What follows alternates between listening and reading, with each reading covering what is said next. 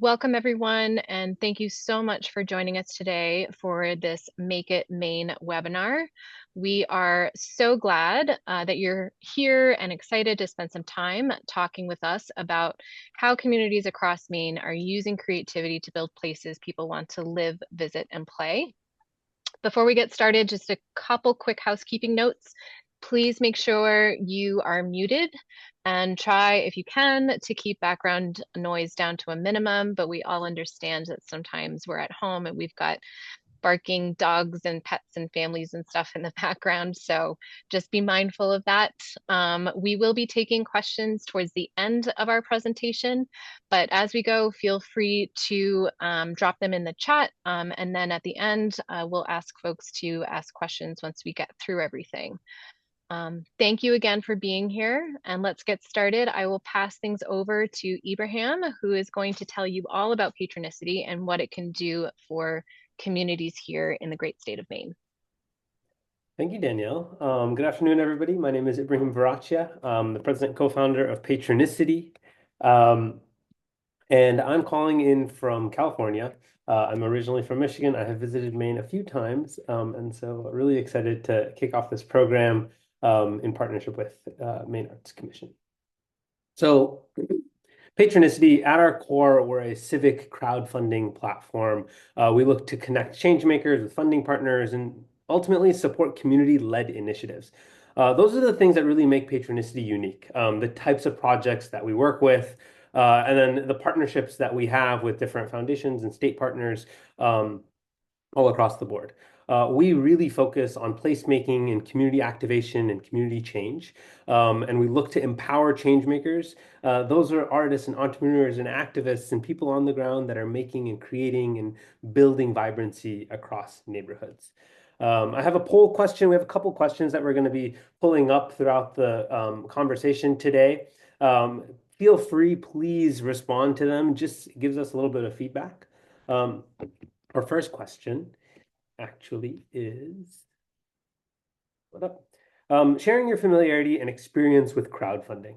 Whether you've run a crowdfunding campaign before, or if you've donated to one, whether it's on Kickstarter or GoFundMe or anywhere else. Familiar, not familiar, no, familiarity at all, and you're here excited to learn. That's great. Oh, I love this participation. Most people are quite familiar. You've donated to one. Like I mentioned, there's different platforms out there. And Patronicity, we work with a lot of community-driven and community-focused projects. Moving on. Now, what is crowdfunding? You have some familiarity with it, but ultimately it's the process of gathering a community to support financially a project within a set time period. And so typically projects are tangible. They have a financial goal. They have a number. At the end of the day, money does still make the world go around. But crowdfunding, and I'm going to say this now and I'm going to say it again, is more about the community. It's more about the crowd. It's more about the awareness. It's more about the people than the funding. And then in a set period of time. So instead of running campaigns for a whole year, that sense of urgency, that constrained timeline, whether it's like 3, 4, 5 weeks, allows people to allows a project to get an idea out there, and then allows everyday people and community members to chip in support within kind of that sense of urgency, that short time frame. So crowdfunding, it's not very new. Also, you may be familiar with it on the ground, running local fundraising initiatives. Crowdfunding brings in a couple additional opportunities, adding an online component. So maybe your kids who live all the way across the country can still support a space or a place that is building within their neighborhood that they have this nostalgic connection back to where they grew up, where their roots, ultimately are. And so that I think creates this access for crowdfunding.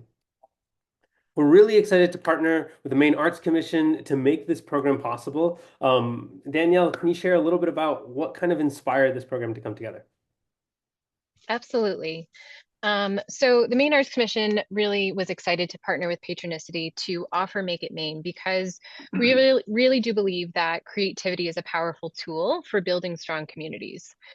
Creative placemaking and placekeeping efforts have been a priority of the Maine Arts Commission, particularly since we launched our strategic plan in 2023, which we are still in the midst of. And these types of placekeeping and place making initiatives really help make Maine towns and cities places where people want to live and visit, and places that reflect local identity and community pride. So this initiative, we hope, is really going to support community-driven efforts and recognize that when people come together around creative ideas, there are ripple effects that can be long-lasting. And these projects are an opportunity to build connection and strengthen our local culture, all while helping communities invest in their own futures. And as I mentioned, this really does align with the Commission's mission to foster public interest and participation in Maine's cultural heritage and artistic expression. And we're just really, we felt that this really aligned well with all of our initiatives, both in our mission and in our strategic plan. Thank you. And so the projects that we're looking to work with, obviously, they have to be taking place in Maine, and they'll be underneath the Make It Maine Maine Arts Commission banner. So they'll have that added support. And then at Patronicity, we also provide some technical assistance, some coaching, and resources along the way. And then ultimately, those projects are community driven and community supported, but also impact, and is for the betterment of the community itself. Um, how does it all work? Change makers. They are artists, activists, all you in the community. It could be you. You identify a project, an opportunity for growth or change, whether it's a local mural, whether it's painting sidewalks, whether it's a local, sip in the park and paint with juice boxes, so the kids can be involved. Whatever that idea is, you have that opportunity to kind of identify that opportunity and put that campaign together. Utilizing Patronicity, we're an easy to use crowdfunding platform.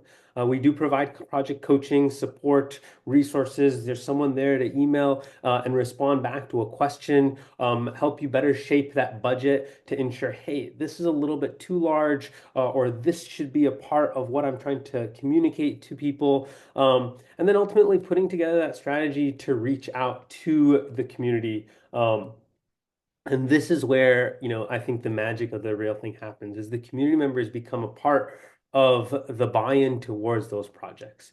Like I said, this is no different than traditional fundraising. It's adding an online component. At Patronicity, we allow for offline donations also to be added as well to campaigns to kind of show the overall success of a project and its fundraising efforts. Volunteers can be added through the process and all of those elements to really expand the idea that you have and to bring it to life. When we started Patronicity, really one of the things that I recognize is oftentimes the gap between great ideas and them coming to life is the funding. And so many times I'd hear people like, just give me some money and I'll make it work. And so crowdfunding we found was a tool to empower leaders in our communities, artists in our communities, activists in our communities to say, hey, I have this idea, I have this project. I can gather support and funding from my local neighbors, from my local community, and I can bring it to life. A little bit of the program rules, like I mentioned, projects must be located in Maine. Eligible projects also need to create, revitalize, activate programming. So it's not for a private business or for personal, kind of needs. That's not the focus of this program. The program is really just open and accessible to all people. And that's the types of projects that we're looking to fund. Uh, we've worked with thousands of projects across the state, across the country, and one of the things I mentioned before that really makes us unique is connecting projects that are connected with the work that we're looking to fund as well, and that we have worked with before. So whether it's placemaking, placekeeping, from the creative sense, and everything in between, we really, I think that helps align the types of projects we're working with the donors and the community members that are looking to fund those types of projects. Now, crowdfunding is a great funding tool, and we really believe in it because of a couple things. It's really accessible. Anyone can create and run a campaign, um, and it's easy to access. People can, sign on to with on their phones. They can access it in the library, at home, but as well as connecting with people in the community, where donations can be accepted offline. It's a great storytelling tool. It really, kind of helps communicate and build project awareness. So it's not just a fundraising opportunity. It's definitely something to build awareness around the project and the impact that you're looking to create. And it facilitates community engagement, whether it's getting your neighbors involved or getting other young kids or elderly in the community to help build and create that project, helping people fund the project. It engages existing funders. We've seen projects showcase this community support and then attract a larger, business or a larger community funder or a foundation to chip in even more dollars towards creating those projects, towards creating those projects and funding them. It builds donor bases and volunteer bases for the longevity of your project and potentially future projects. Um, One of my favorite things is it develops fundraising skills, some of which you already have, as well as you can compound on those. One of my favorite stories, we worked with this young lady in Indiana. She had never done any crowdfunding or any fundraising, and she came back to us a couple years later and was like, I turned some of the skill sets that I learned from a campaign that I led with Patronicity, and she helped her friend run for public office on the local level. And so it was incredible to see just the use of skills that can be transferable to other elements. And so we see this a lot with youth empowerment that we work with, youth on the ground leading projects, as well as people who have never run a crowdfunding campaign find success in that. So that's why we really believe in crowdfunding. We've seen its success, and we're excited to continue to launch this opportunity. Now I'm going to get into the nitty-gritty of crowdfunding. You now have a little bit of a background and understanding of what it is, but how to make it work, how to make it work for you. I hear a lot of folks, so maybe these folks at nonprofits, are like, we've tried it, wasn't successful. And sometimes we recognize that it's not an easy path to immediate, free funding. Um, but with some of the skills and some of the technical experience that we have, some of the best practices that we're able to share, we've seen and worked to get help projects be a little bit more successful, or to know, is crowdfunding right for me? And that's the first question. Um, is crowdfunding right for you? Is it right for the project that you're working on? Is it a crowdfundable project? Do you have time to run a successful campaign? Considering some of these questions, because it's not a project it's not an idea that you can just put up and it'll magically fund itself. Does it have community support? Or is it just something that you've kind of been working on by yourself? And that's okay. But there may be a few more steps before it's ready for the fundraising piece of it. Um, so sometimes just little questions that you can ask yourself. Now, a lot of these questions, we have prompts and we have more details on it in our resources. So there's a little blog post on is crowdfunding right for me? And I'll direct folks to that as well at the end. But these are some of the initial questions. I have a first true and false question. So throughout this crowdfunding 101, I'll pull up a couple questions, and we'll go through and see what the answers are. So crowdfunding is only useful for raising money. This one's an easy one. Um, and uh, so, and I'll answer it through the process. Obviously, the right phase to wondering when donations are coming in. But really, I mentioned this before, the crowd comes before the funding, quite literally. It's more oftentimes about the community awareness. It's about the getting people involved, about bringing volunteers out to help do the mosaic mural in the park, or it's about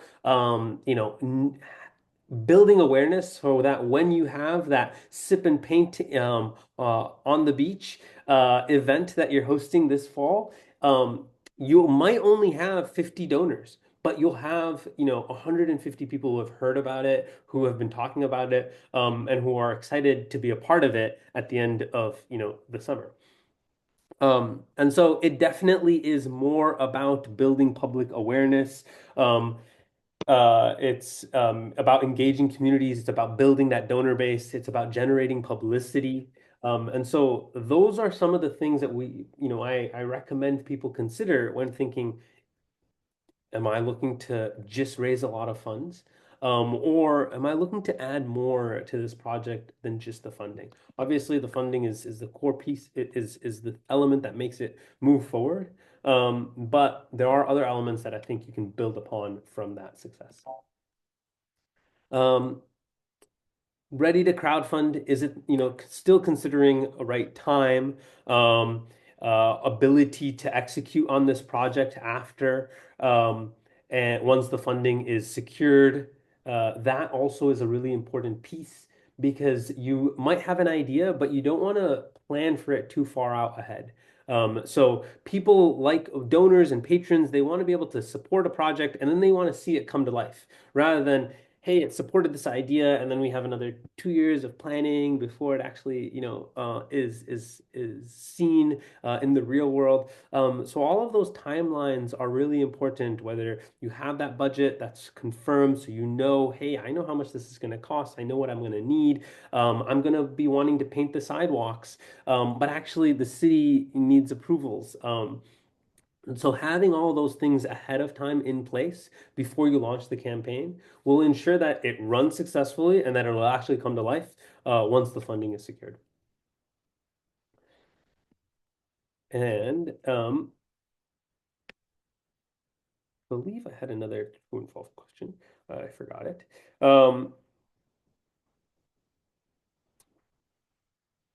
I think I answered it already. But should you wait until your project is fully designed and shovel ready before launching? Um, Uh, so if you have a clear plan and a budget and for engaging the community, that's important. But there are some other pieces that do need to come into place, just so you can plan and ensure that it's successful once you raise those funds.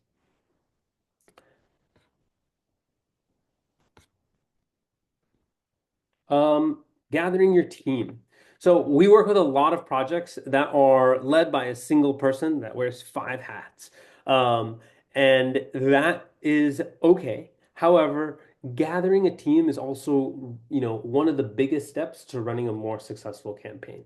Now, team members can be involved in different ways. Ultimately, in the campaign itself, when you're live and you're looking for donations, that's where that team can help reach out to more people. One of the magical successes of crowdfunding is you're going to reach out to all the people that you're connected with, right? And if you have a team, they're going to reach out to more people that they're connected with, and people are going to want to support initiatives that they have some sort of personal connection to.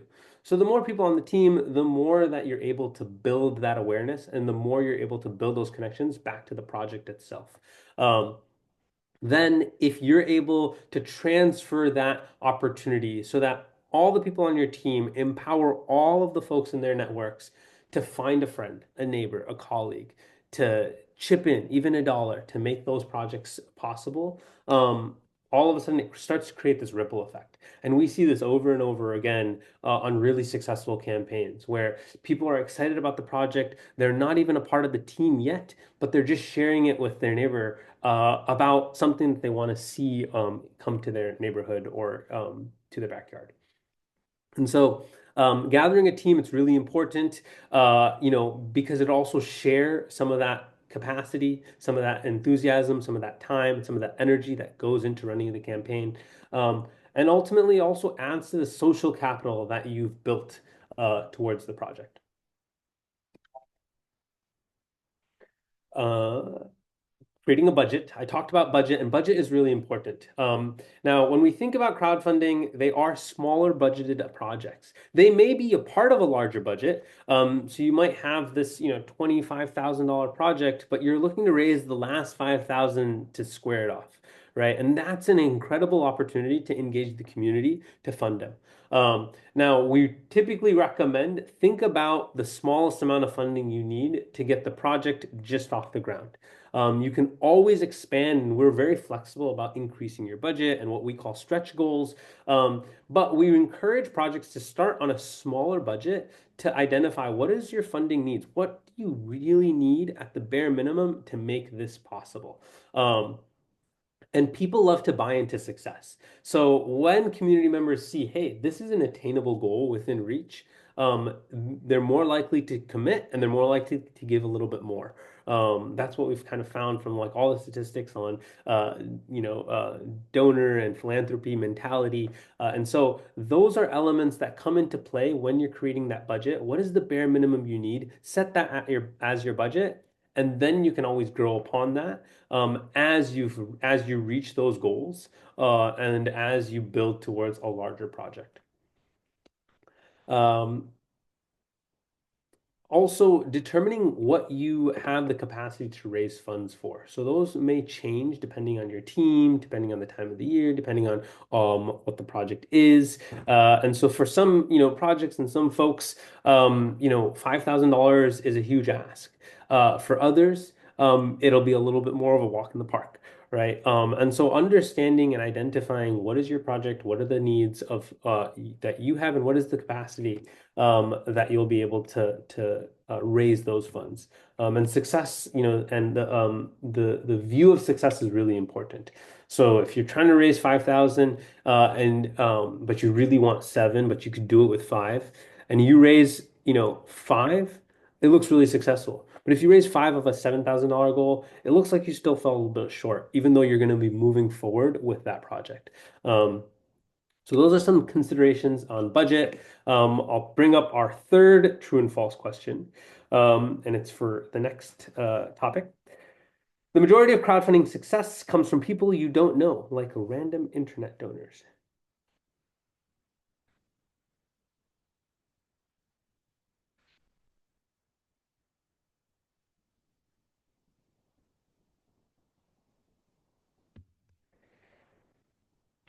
So, keyword, the majority of crowdfunding success. This answer is false. Typically, a majority of your contributions are going to come from people in your immediate network. Um, People that are connected to you.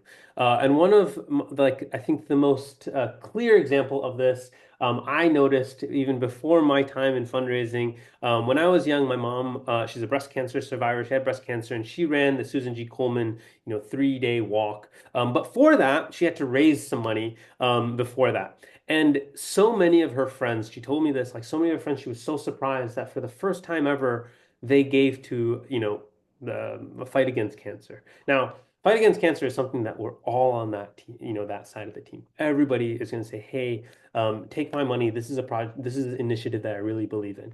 But one of the things that she learned was because there wasn't that personal connection, for some of her friends, they never found the opportunity to give, and so that translates to all types of fundraising. Um, and so random internet strangers typically are not going to be the folks that are going to give. Expanding that team will help you connect with more and more people, and then create more of those social connections. And that might be a little bit more, secondary or tertiary connected to you and to your project. But they will still be connected to those projects and to those people that are running those projects. And that's how projects become more successful and are being able to find the funding from a variety of people, even people that you may not know, but you know a friend who knows that person. And so those are really, important things when thinking about who's going to fund it, along with who are other project stakeholders, who will benefit from this. So you might not know folks, and they might really care about it, but until there's some, personal connection or personal benefit, they're not going to want to give. And so ensuring you're creating this list of potential donors, partners, to advocate for the campaign is really important. And being sure that you're kind of setting up and planning who am I going to reach out to? Who is the team going to put on their target list and see can these people help support? Um, and one of the other things we always recommend is support doesn't always come in financial, ways. They can also support by just advocating, sharing, publicizing, or attending or being a part of and volunteering and supporting your initiative, even without those financial resources. And moving on, we have another true and false question. Crowdfunding works best when paired with in-person engagement, not just online promotion. It looks like you guys are pretty much already masters of crowdfunding. Um, Yes, this is absolutely true. Successful campaigns oftentimes combine digital outreach with face-to-face community engagement, right? Seeing someone in the market, seeing people at events, having local partnerships at restaurants or coffee shops, that helps expand that reach and build more awareness throughout the time. We've worked with projects who have and people who have no online following or no online skill sets at all, no social media, whether they're an organization or an individual. It's really incredible to kind of see the opportunity that they're able to put together, run a digital online crowdfunding campaign while garnering support both online and offline to run an incredibly successful campaign. And this all starts from start creating a fundraising plan, thinking about who you're going to talk to, how they're going to give, what sort of community events you can be a part of. You don't have to create your own event. But you can be a part of events that are happening to spread awareness, and just build excitement leading up to the end of your campaign. Um, Ultimately, leading up to the project that you're putting forth and that you're bringing to the community. So we always recommend creating a calendar, sharing with your team, knowing what that timeline looks like, so that you can be just as involved online as you can be offline, or offline as you can be online. It works both ways, and we've seen success happen where people have little online engagement and a lot of offline engagement, and vice versa. And I think that's the value and opportunity that crowdfunding gives. Like I said, it's accessible and it works for so many different people in a variety of different ways. The most successful are the ones that incorporate all, but a little funding can go a long way. A lot of these elements I'm talking about are in our crowdfunding strategy guide. So when this is available already online on our platform, but as soon as you start a campaign, we'll send this right to you as well. And you'll be able to, work through it. We have this guide. We also have a platform navigation guide. It can help you, if there's any questions on how to like edit something or do that. And then we're also always available to be, reached via email. I'm joined here with my colleague Bushra, who will probably be also leading a lot of the intake on projects. We're, talking to projects through that process. So we're always, just an email away. We're really quick to respond, and we can support you in a variety of ways in planning that campaign and launching that campaign, and providing the insights. Ultimately, we're not crowdfunding for you, but we're kind of like a trainer at a gym. We'll give you all the best practices, but you have to still lift the weights to kind of see those results. But with that coach by your side, we've seen our projects identify better timelines, figure out better goals, create and communicate better projects, and ultimately lead to more successful campaigns. Now, I'm going to get into a little bit on what does a project page and what does a build out look like? So crowdfunding, a lot of projects, they kind of look, a little bit similar, but it's going to have your flair and your details on there. All of the projects will also have a banner at the top, indicating that you're part of the Make It Maine program, and supported by, or just underneath the Maine Arts Commission, kind of banner. At the top, you see your tagline. There's an admin panel at the top of campaigns. This will be how you access this project, how you edit it, how you can see, potential patrons, how you can see, the financial breakdown. There's a help and tips, in case there's any other resources that you're looking for. And that is your tool to access everything. Only the project creator and any team members that have access to the page will have access to editing things, and we'll be able to see that black banner at the top. And then a page is, very simple. There's the financial goal, as well as the deadline. Like I mentioned, that constrained timeline really helps encourage and push donors and patrons to want to give today rather than tomorrow. Ultimately, we see a majority of contributions come in the first and last 3 to 5 days. What does that tell us? You're going to have your initial supporters, and then you're going to have the rest of the people who are like me. We're procrastinators, right? And so that is what tends to happen. But the end of the campaign, that deadline really pushes people to say, hey, I'm not going to procrastinate. I have to give. Otherwise, I'm going to lose out on this opportunity to support this community initiative. Um, then you have the core and the kind of the meat of the campaign here, where you have the video, the text, the headers, the images. That's where we'll be able to provide additional support and details, what to craft there. It already kind of has some prompts that you can kind of fill out so that hey, this is what I need to best communicate, keeping it short, keeping it sweet, so that you get your idea across two projects kind of quick. Telling your story. This is that this piece right here, this pitch area. This is where you tell who you are, what your project is, why it matters, and how people can be a part of it. Like I said, it's still really short. You might have more work that you are doing, but that's not going to be a part of this little piece. This is going to kind of highlight what this exact tangible project is, and it'll illustrate the overall work that you're doing. But not in those details. We'll be here to kind of help you kind of refine, and comment on what works really well here, as well. Making your ask, this is really important. At the end of the day, we have so many, it's easy to put up the campaigns. The hard part is asking. And that is one of the biggest challenges in fundraising. And I think one of the opportunities that crowdfunding creates is it makes asking and accessibility really easy. Hey, I'm running this initiative. Check out my project. Here it is. Here's a QR code, or here's the link to it. And then people can kind of go in there and they can kind of see and explore. And then you can always follow up like, hey, do you want to be a part of it? We'd really love, your support. Even $1 can go a long way. Again, crowdfunding is not about big dollar contributions or big dollar donors. It's about everyday friends, neighbors, colleagues, community members chipping in small dollar amounts to raise those funds to make an impact. And seeing how their donation will be impactful is one of the kind of most incentivizing reasons for people to give. How can people be a part of what you are creating?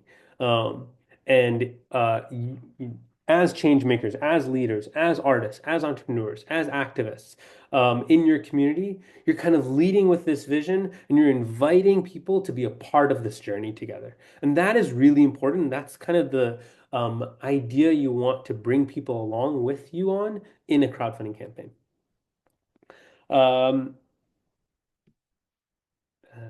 I'll get into some of the rewards and giving levels as well.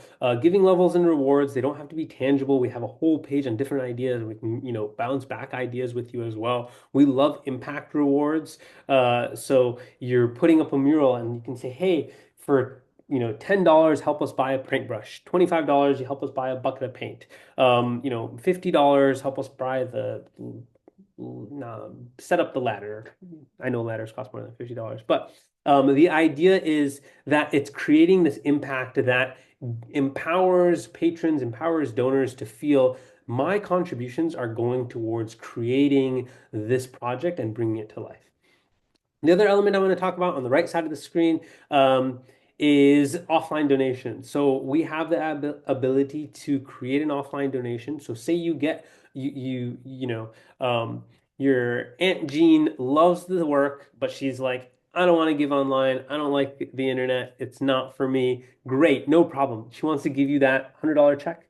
You can collect that and add it directly to the campaign page. It's your choice whether you want to add it or not, but it can showcase the total impact of all the funds that you're raising. And then you can also always keep track of all the donors that you've had, both online and offline.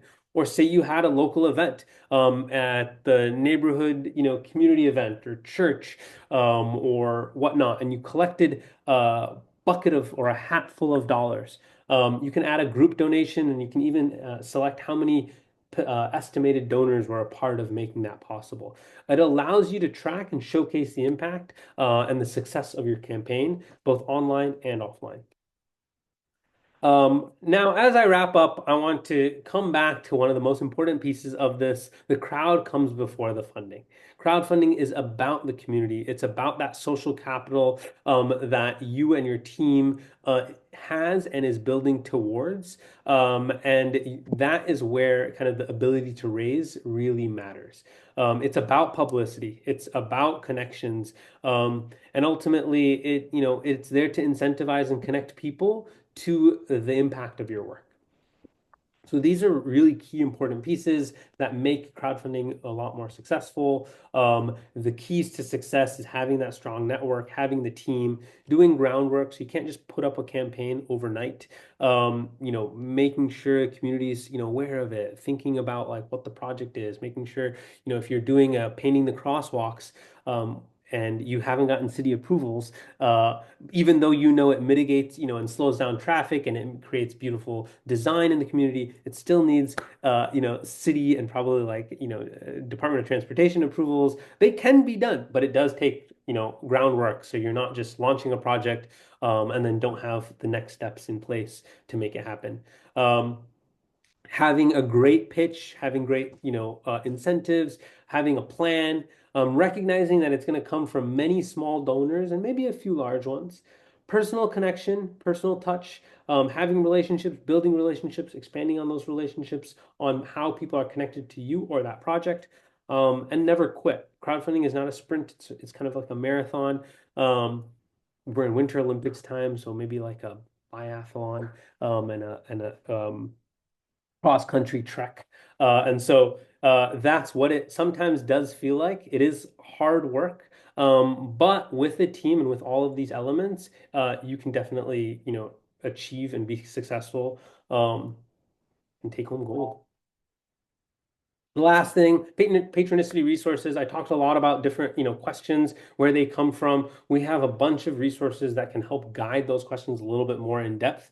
And then, you can always feel free, reach out to us if you have questions, and we'll be happy to assist you in that. And thank you.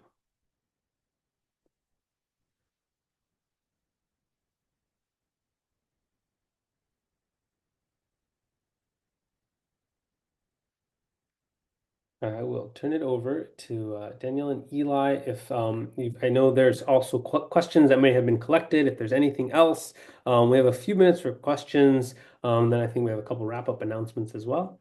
We can go from there. Oh, and to start a page or to learn a little bit more about the program, you can visit patronicity.com/makeitmaine. And there's a beautifully designed project page there. And you can read a little bit about, what is eligible. Like I said, it needs to be in the state of Maine, and then obviously like community focused. And then the steps, you'll start a page and draft it and hear from someone on our team, and bring it to life. Any questions, folks? I know we've been trying to answer some that are in the chat, but if you want to come off mic, you're welcome to. I will also just give a personal anecdote. In a former life, I have used Patronicity to fund a community-based, arts-based project, and it was incredibly helpful. And so, if you have any questions about that aspect, I would also be happy to answer any questions folks have in that regard as well.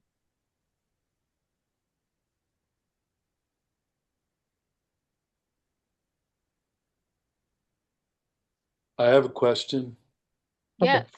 Great, thank you. Hi, I'm Mark. I'm from Brass Roots. I'm hosting a music festival in South Portland at a beautiful, iconic park called Bug Light Park in September. I got the email yesterday and I jumped the gun, man. I jumped on it maybe prematurely.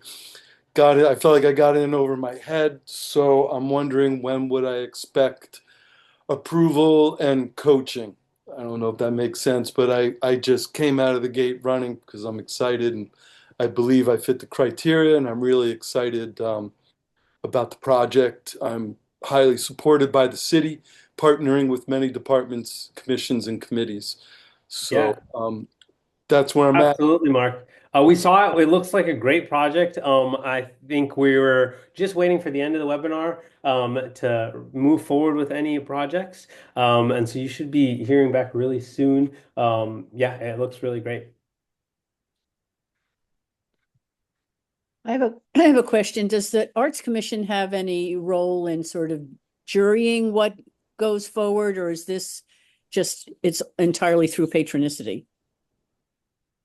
It's mostly through Patronicity. We Okay. have some general frameworks that we articulate in the Make It Maine page that I linked in the chat that kind of outlines what the intent is, and that this really should be geared towards creative, arts-based public projects. Right. But the real requirements are that this is for communities in Maine, and it is, meets the criteria, of course, that Ibrahim had mentioned that fits within the entire patronicity model. But we don't necessarily have any hard jurying deliberations that happen. So if you have a creative, interesting project and it meets our baseline patronicity MAC requirements, you're golden.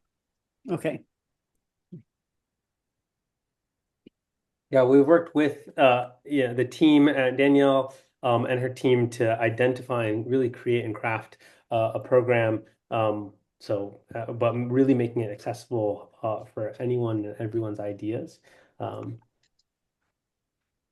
Yeah. I have a question.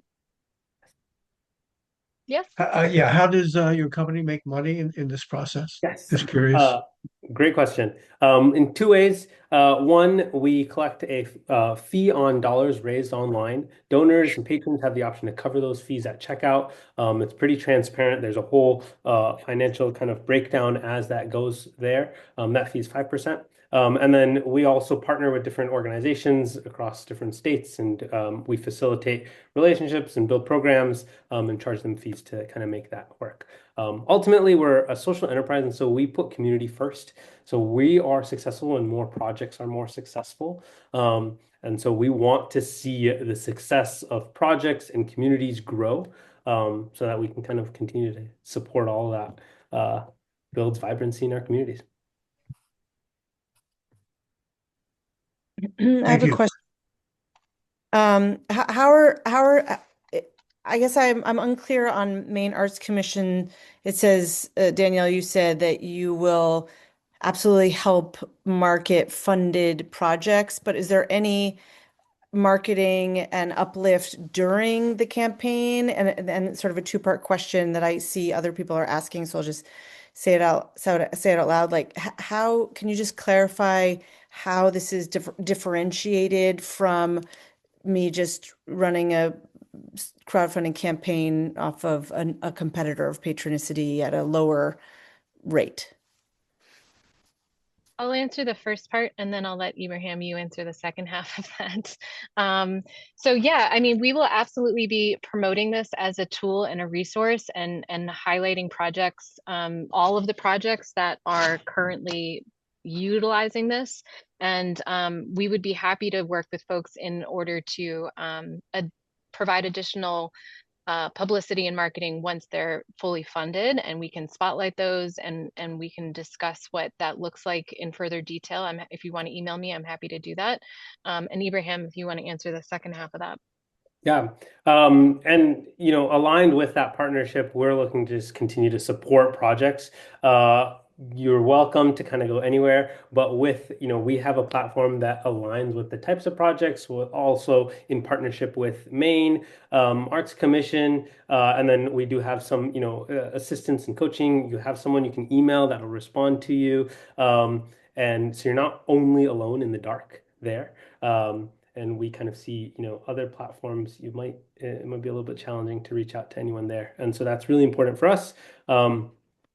But we ultimately want you to be successful in kind of the space that works best for you.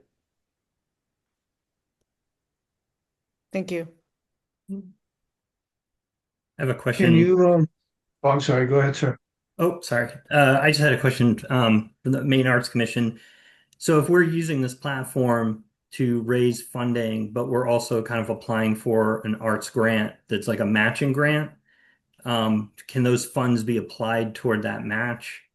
And how's the timing work on that? Like if we're applying for the matching grant, but the deadline is we're not quite done with the crowdsourcing, so how does that all resolve if that were to happen? Yeah, Eli might be able to clarify this better than I, but for the Maine Arts Commission grants, any matching that you would like to be considered should be secured by the time you're applying. So I know the timing is kind of awkward for this round, but in future rounds it will be less awkward.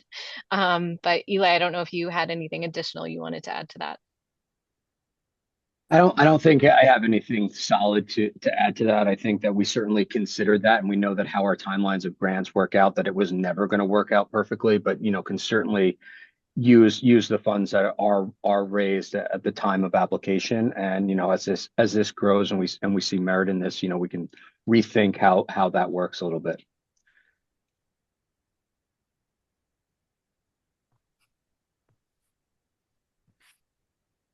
Yeah, I had another question in regard to what is the process by which you determine that you approve a project and it's viable and realistic in terms of meeting the goals of the community and stuff like that? Any insight there? Yes, we're not going to be looking at how you're going to be able to execute on that project itself. We're really looking to see, is it a community initiative that you're putting together? And so approvals are pretty simple. They're not very technical. Do you have a plan, and does the project itself make sense? And yeah. Now, sometimes we'll have someone who's like, "Hey, I have this like $5 million film that I want to put on." So there's where someone was like, you know, the film is probably not a good space for this camp platform, or the budget is a little bit too high. It's not going to be, something that's fundable. It doesn't seem like a good plan to move forward with.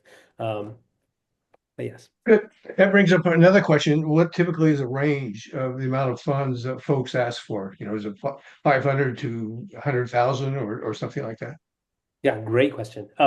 We recommend starting on the lower end, but under 10,000 is a great number. Now we work with campaigns that have raised, $100,000. But generally they are a large, organization or nonprofit, leveraging other funding, sources. The sweet spot, I would say, is around like $5,000 to $8,000, right? But a majority of campaigns, I would recommend to push it on the smaller end.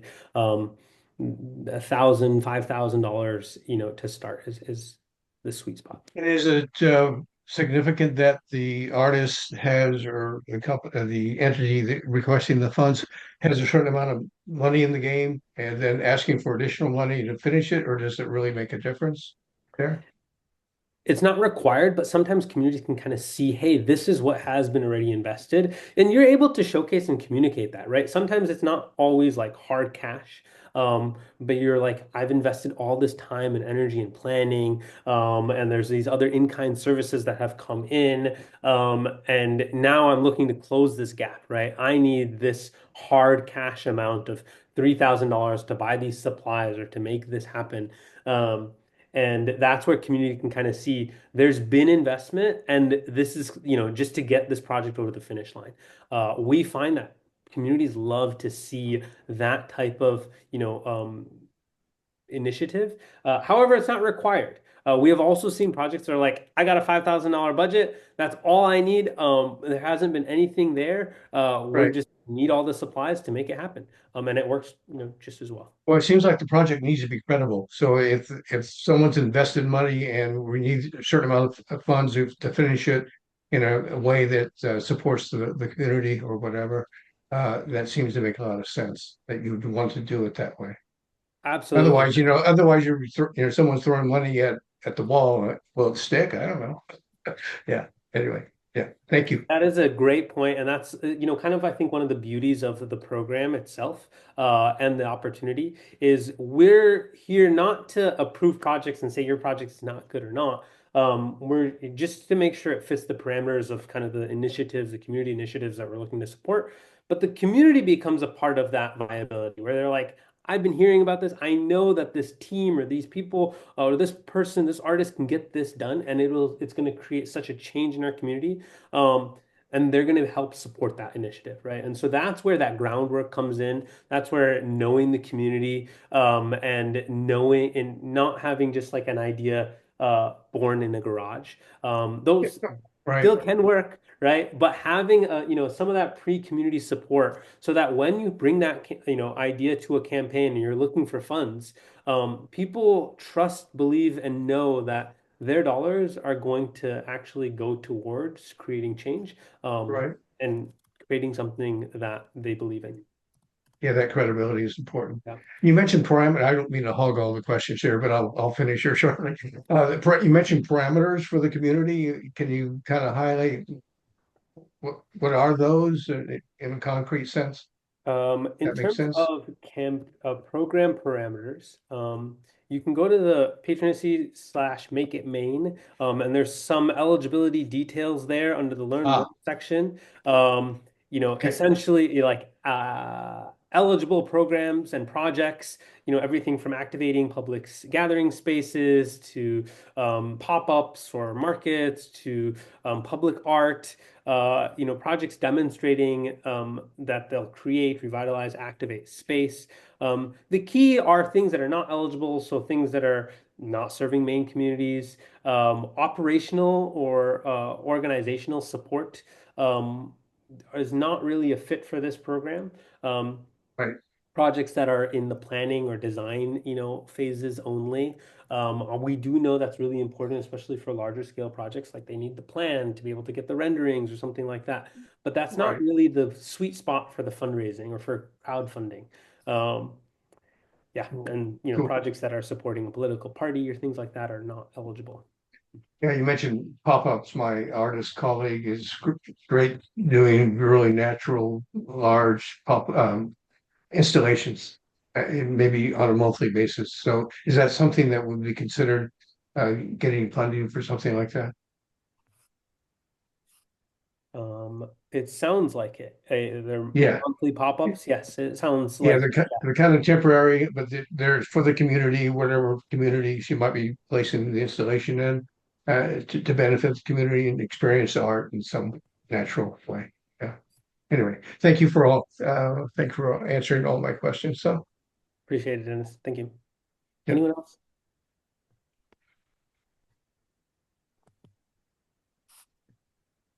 I have one quick question. I also have a GoFundMe started. Is there a conflict with that, or Yeah, so generally, we don't recommend creating multiple campaigns across different things because one of the energies that you're kind of, driving or the forces you're driving towards a single campaign is to build momentum onto one, right? And so if you have a GoFundMe and you want to continue with that, by all means, at the end of the day, though, we do not recommend kind of like diverting energies. Because then, people that you're asking to share it, they're going to be like, which one do I share? And then you're not going to see the total impact or success. So those are some, considerations I'd recommend, just focusing on a single project, and a single platform, to run the campaign. Yeah. thank you. Any other questions? As always, feel free to reach out to us. Sometimes you need to sit with it for a little bit. Like I said, you can start a page. It's really easy, and someone from our team will follow up with you, provide those guides, and comment back. And we'll look forward to getting projects live and bringing them across Maine. Thanks for the time. I Thank believe you. a few last minute announcements. So don't leave. I think there's some good things. Danielle, Eli, should take it on. Yeah, I can thank you so much, Ibrahim. That was a great presentation. I'm really excited to add this to, some of the tools that we're trying to help provide, communities here in Maine. But I just want to really quick just talk about some of our grant programs. A lot of familiar faces on the call, a lot of new ones, but we will be opening up our Creative Communities grant that really does support community initiatives similar to what we're doing here at the end of the month on the 25th. We'll also be opening up our artist project grant at that time too. So look out for any details. Probably finalized guidelines won't be available until that day. So, if you find an old page that says, that this grant is closed, that's because it's last year. So we are opening those up. Make It Maine is not to take the place of our grant programs. It's to add another tool because we know that, last year we had so much interest in our Creative Communities grant. We just don't have enough funds to support everything that the amazing projects that are happening. So we're looking for other ways to help communities start to find some funds. So, and this was just such a great opportunity with Ibrahim and his team because there are people there, and there's a lot of support around this, and we're going to be continuing to build support around this program. So thank you guys so much for showing up, and Danielle and I are here to talk through things, talk through projects, when Creative Communities comes up, but talking through these as well. So don't hesitate to reach out.